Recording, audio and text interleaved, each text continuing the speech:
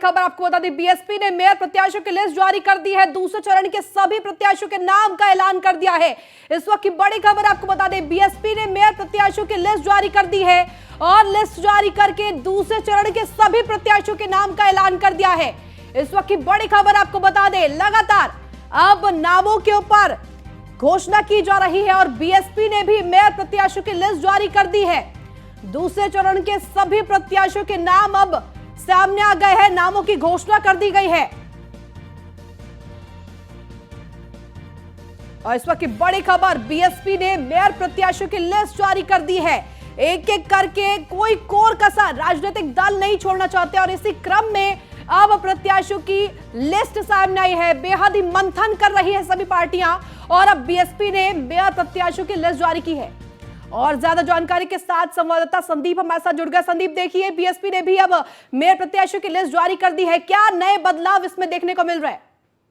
देखिए, बिल्कुल निश्चित तौर पे जिस तरीके से बीएसपी ने अभी कुछ देर पहले जो है अपने 7 मेयर प्रत्याशियों की लिस्ट जो है जारी कर दिया है, जिसमें अगर बात करें तो चर्चित रहे कानपुर नगर से अर्चना निषाद को अपना प्रत्याशी बनाया है। वहीं मेरठ की अगर बात करते हैं तो असमत अली को अपना प्रत्याशी बनाया है। शाहजहांपुर से अगर बात करते हैं तो है सफदुल्ला अंजुम को अपना प्रत्याशी बनाया है। अयोध्या से राम मूरत यादव को बनाया है। तो वहीं निराशा खान को भी टिकट दिया गया। यानी कि इस बार पूरी तरीके से निकाय चुनाव पे जिस तरीके से बीएसपी फोकस कर रही है या बीएसपी अपने वोटर मजबूत कर रही है, उससे साफ जाहिर हो रहा है कि इस बार मुस्लिम वोट बैंक को पूरी तरीके से अपनी तरफ खींचना चाहती हैं। उसी कड़ी को लेकर के इससे पिछली वाली लिस्ट थी जो जिसमें 11 प्रत्याशियों के नाम घोषित किए थे, उस लिस्ट की अगर हम बात करते हैं तो उसमें 6 नाम ऐसे थे जो मुस्लिम वोट बैंक से थे, जो मुस्लिम प्रत्याशी थे। इस बार के फिर की अगर बात करते हैं तो 4 प्रत्याशी ऐसे हैं, 5 प्रत्याशी माफ करिएगा, जिनको मुस्लिम कैंडिडेट के रूप में जो है उनको इस बार टिकट दिया गया है। यानी कि साफ तौर पे जो मुस्लिम वोटर हैं उनको अपनी तरफ आकर्षित करने के लिए बसपा का ये इस बार जो है ट्रम्प कार्ड खेला जा रहा है। जी बिल्कुल। और ऐसे में संदीप, ये भी देखने को मिला है जो पहली लिस्ट आई थी उनमें भी कहीं ना कहीं महिलाओं पर और खासतौर पर मुस्लिम वोट बैंक जो फैक्टर है उस पर खासा ध्यान दिया गया। और ऐसे में इस बार क्या कोई प्रतिक्रिया सामने आ पाई है अभी तक?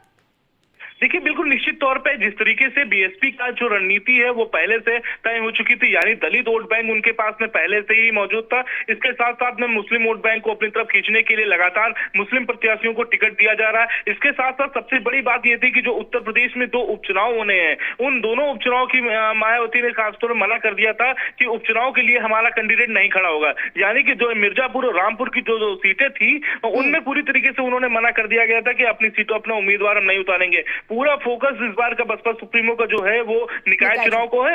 इसके साथ ही साथ अगर बात करें तो आने वाले लोकसभा चुनाव की तैयारियां पूरी जोर शोर से कर रही हैं। यानी कि अपनी पूरी ताकत जो है निकाय चुनाव के माध्यम से अपने बूथ को मजबूत करने के जो इरादे हैं उनके, वो साफ नजर आ रहे हैं। संदीप, और ऐसे में निकाय चुनाव को लेकर कहीं ना कहीं अलर्ट इस वक्त बीएसपी दिखाई दे रही है, लिस्ट भी सामने आ गई। और ऐसे में अब आपसे ये जानना चाहेंगे, क्योंकि दम भर रही है बीएसपी, पिछली बार नगर निगम में 2 सीट्स बीएसपी के खाते में गई थी और इस बार कहीं ना कहीं अब प्रयास किया जा रहा है कि ज्यादा से ज्यादा सीट्स पर जीत हासिल की जा सके।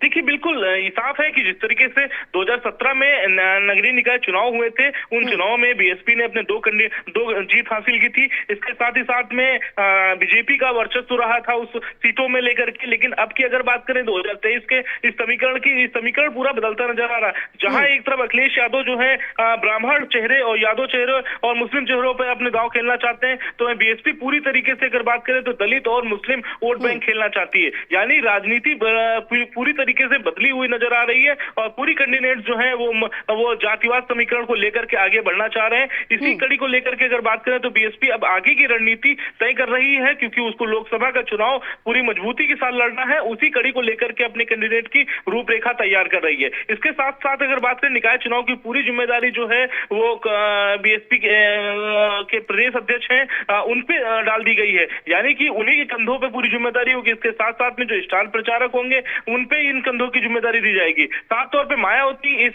किसी निकाय चुनाव के कार्यक्रम में नजर नहीं आएंगी, लेकिन निश्चित तौर पे जिस तरीके से प्रदेश अध्यक्ष को ये बड़ी जिम्मेदारियां दी गई हैं उसको निभाने के लिए, क्योंकि उनके पास बड़ी चुनौती होगी इस बार के निकाय चुनाव को लेकर के, क्योंकि पिछले 2 महीने पहले ही उन्हें प्रदेश अध्यक्ष बनाया गया था, तो उनके कंधों पर बड़ी जिम्मेदारियां होने वाली है। यानी कि जो इनके स्टार प्रचारक होंगे उनके नाम बहुत जल्द घोषणा कर दिए जाएंगे कि निकाय चुनाव में कौन कौन से कहां पे प्रत्याशी जो है प्रत्याशी को जीत दिलाने के लिए उनके बड़े नेता और बड़े नाम वहां पहुंचते नजर आएंगे। जी बिल्कुल संदीप, और ऐसे में कहीं ना कहीं जो सीट्स बीएसपी के खाते में पिछली बार आई थी, इस बार उधर भी चैलेंज रहेगा बीएसपी के लिए।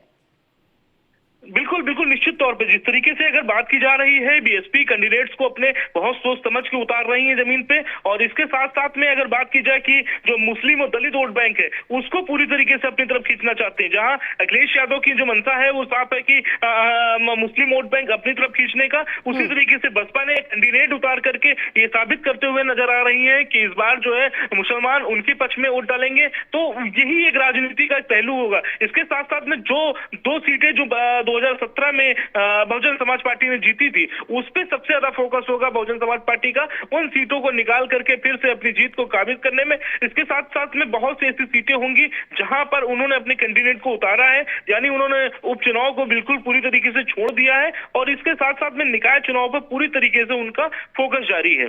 जी संदीप, देखिए तमाम नाम भी सामने आ गए हैं। गाजियाबाद से भी प्रत्याशी जो है वो मुस्लिम ही है, और ऐसे में बीजेपी ने भी बड़ी मंथन के बाद ही अपना प्रत्याशी घोषित किया है। बीते दिन ही प्रत्याशी की घोषणा हुई है। ऐसे में क्या कंपटीशन आप देख पा रहे हैं इस बार? देखिए बिल्कुल निश्चित तौर पे जिस तरीके से बीएसपी की जो रणनीतियां हैं वो पहले ही से ही तय हो चुकी थी, यानी कि 2 महीने पहले ही से ही ये प्लानिंग चल रही थी कि जिस तरीके से मुस्लिम वोट बैंक को अपनी तरफ किया जाएगा, और उसी साथ साथ में जो उनके दलित वोट बैंक हैं उनको अपने साथ रखा जाएगा। ठीक उसी प्रकार से बीएसपी को कहीं ना कहीं इस चीज का फायदा मिलने वाला है आने वाले समय में। अगर बीएसपी मुस्लिम वोट बैंक, दलित वोट बैंक अपनी तरफ अगर करती है तो निश्चित तौर पे आने वाले 2024। ठीक है, बहुत शुक्रिया तमाम जानकारी के लिए संदीप। और ये बड़ी खबर इस वक्त की, क्योंकि लिस्ट जारी कर दी गई है। अयोध्या से राममूर्ति यादव को बनाया गया है प्रत्याशी, और इसके साथ साथ गाजियाबाद से निशारा खान को टिकट दिया गया है, और कहीं ना कहीं मुस्लिम वोट बैंक को प्रखरता से निभाया गया है, और मुस्लिम वोट बैंक को कहीं ना कहीं तूल दिया गया है।